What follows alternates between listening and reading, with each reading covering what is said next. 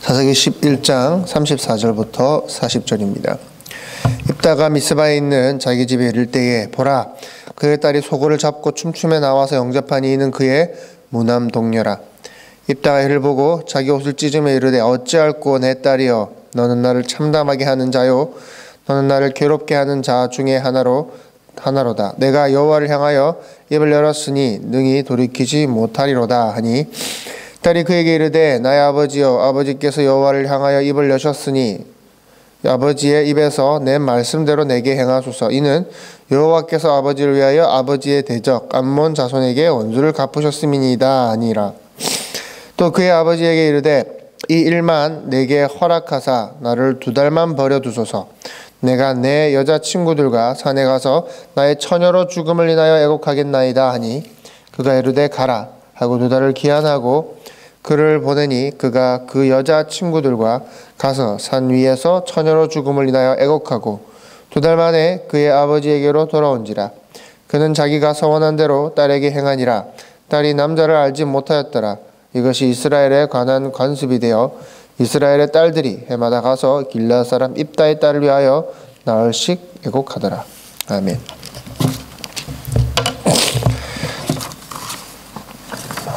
바르지 못한 잘못된 서원을 드린 입다는 결국 자신이 너무나도 사랑하는, 아끼는 목숨과도 같은 무남동녀 외동딸을 결국 제물로 바치게 됩니다. 모두 잘 알고 있다시피 우리 모두 다 죄인입니다. 우리 모두 한 명 빠짐없이 죄인입니다. 그러한 죄인들을, 우리 같은 죄인들을 구원하기 위해서 누군가가 대신 죽어야만 했다라는 것을 다 아실 겁니다. 우리는 온갖 우상들과 행음을 합니다. 또 자기 자신을 그 인생의 왕으로 내가 원하는 대로 살아가면서 나 스스로를 섬기면서 우리는 살아갑니다. 그러한 죄인들, 나를 우상으로 삼고 있는 그 죄인들, 그 우리들을 구원하기 위해서 점도 없고 흠도 없는 누군가가 대신 그 죄를 뒤집어 써야만 했습니다. 그리고 그 죄를 뒤집어 쓰고 죽어야만 했다라는 것을 다 아실 것입니다. 죄 없는 누군가가 죽어야지만이, 그래야지만이 죄인된 우리가 누군가가 대신 죄를 짊어짐으로 말미암아 이제 우리가 살아나게 되는 것입니다. 우리 모두가 알고 있는 이 복음의 이야기가 지금 입다의 이야기 속에도 녹아들어 있다라는 것입니다. 성경에 보면 처녀라고 나옵니다. 처녀로서 흠이 없는 그 입다의 딸, 남자를 알지 못하는 그 처녀로서의 입다의 딸이 아버지의 죄를 위해서, 세상에서 왕이 되지 못해서, 세상에 그 으뜸이 되지 못해서 안달이 난 그 입다, 그 아버지를 위해서 대신 죽게 되는 것입니다. 하면서 뭐라고 얘기를 합니까? 36절에 보니 딸이 그에게 이르되 나의 아버지여, 아버지께서 여호와를 향하여 입을 여셨으니 아버지의 입에서 내 말씀대로 내게 행하소서. 이는 여호와께서 아버지를 위하여 아버지의 대적 암몬 자손에게 원수를 갚으셨음이니이다 하니라. 사실 보면 입다의 딸이 죽어야 할 아무런 이유가 없습니다. 그러나 입다의 딸이 죽게 됩니다. 왜 죽게 됩니까? 그 딸은 아버지와 하나님과의 언약 때문에 죽게 되는 것입니다. 죄가 없고 잘못도 없지만 아버지의 그 하나님과의 언약 때문에 죽게 되는 것입니다. 우리가 잘 알고 있다시피 창세 전에서부터 이미 우리의 죄를 사하시기 위해서, 우리의 죄를 용서하시기 위해서 예비 대신, 그리고 때가 되어 언약으로 인해 죽게 되신 분이 누구십니까? 예수 그리스도입니다. 제 입다의 딸은 이스라엘의 모든 죄인, 그 이스라엘을 상징하고 있는, 이스라엘을 대표하고 있는 그 입다를 구원하기 위해서 죽는 것입니다. 베드로전서 2장 22절에 보면요, 그는 죄를 범하지도 아니하시고 그 입에 거짓도 없으시며 욕을 당하시되 맞대어 욕하지 아니하시고 고난을 당하시되 위협하지 아니하시고 오직 공의로 심판하시는 이에게 부탁하시며 친히 나무에 달려 그 몸으로 우리를 죄를 담당하셨으니 이는 우리로 죄에 대하여 죽고 의에 대하여는 살게 하려 하심이라.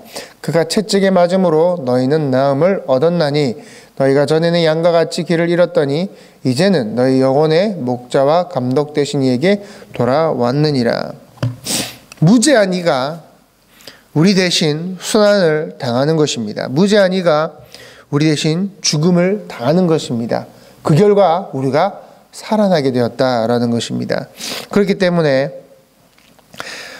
성경 본문에 입다의 딸이 처녀였다, 흠도 없었다, 남자를 몰랐다라는 것을 반복해서 강조하고 있다라는 것이죠.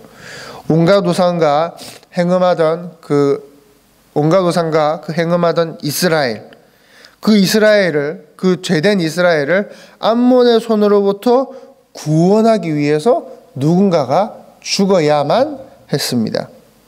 아무런 죄도 없고 흠도 없던 그 처녀가 이스라엘을 구원하기 위해서 죽어야 했다라는 것입니다. 37절에 아버지에게 이르되 이 일만 내게 허락하사 나를 2달만 버려두소서. 내가 내 여자친구들과 산에 가서 나의 처녀로 죽음을 인하여 애곡하겠나이다. 입다가 이스라엘을 괴롭히던 그 암몬과의 싸움에서 승리를 하고 돌아옵니다.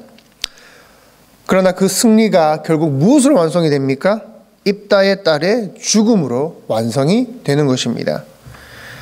입다의 딸은 순순히 자신의 목숨을 내어놓습니다. 아버지의 뜻이 아버지와 하나님과 언약을 했으니 제가 죽겠습니다. 순순히 내어놓습니다. 그것은 입다의 딸이 이 전쟁을 자신들의 힘과 노력으로 한 것이 아니라 하나님께서 하신 전쟁임을 알고 있었다라는 것입니다. 만약 이 전쟁이 하나님의 전쟁이 아니라 자신들의 노력, 자신들이 잘 싸워서 이긴 전쟁이다라고 입다의 딸이 생각했다면 우리가 잘해서 이긴 건데 제가 왜 죽어야 하죠? 라고 우길 수도 있겠죠. 그러나 입다의 딸은 하나님께서 하신 전쟁이다, 하나님께서 주신 승리다라는 것을 알고 있었다라는 것입니다.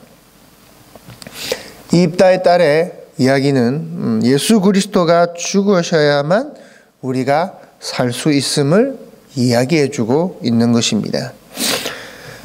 나의 죄를 위하여 우리를 구원하시기 위해서 흠없는 예수께서 우리 대신에 죽으셔야만 했습니다. 그러나 그 죽음으로 말미암아 우리가 살아나게 되는 것입니다.